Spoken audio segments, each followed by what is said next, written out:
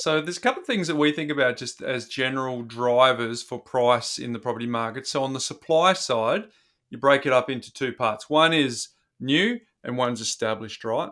And so you want to, when you're looking at the new stuff, you want to measure that by the amount of new completions and approvals. So it kind of gives you an idea of what's in the pipe so that people can see that, right? And then the established side of things, well, that's clearly measured by auction clearance rates, the amount of private sales. So that's where we can see what is on offer for us to buy.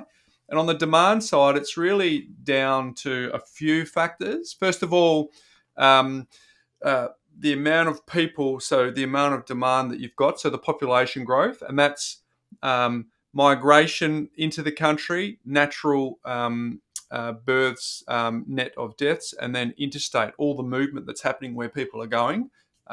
Household size, and household size is probably going to get bigger for the foreseeable future, largely around the fact that people are going to have to be more creative with their dwellings, because there's not a shortage of bedrooms. There's a shortage of houses or apartments or whatever in its uniqueness. So there is still capacity to fill there. And then largely the last demand driver comes from your ability to buy. So that's a reflection of interest rates, which we've seen very acutely over the last 13 movements.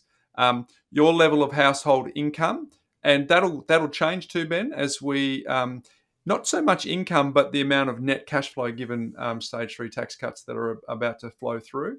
Any banking credit policies, which we've seen over the last decade, where there's been any throttling on lending through buffer rates, whether it be amount of loans for investors, amount of loans over 90%, all those sorts of things. And then the last thing is just the relative returns. If property is still offering a reasonable return, people will stay there. If the alternative, shares, crypto, art, whatever it is, provides a better alternative, that people will go there. So we're going to break down some of these things, but that's the rough framework. From the supply, how much new, how much established, and from demand, what's the population growth, what's our household size, and what's our ability to our ability to buy based on a few things, Ben.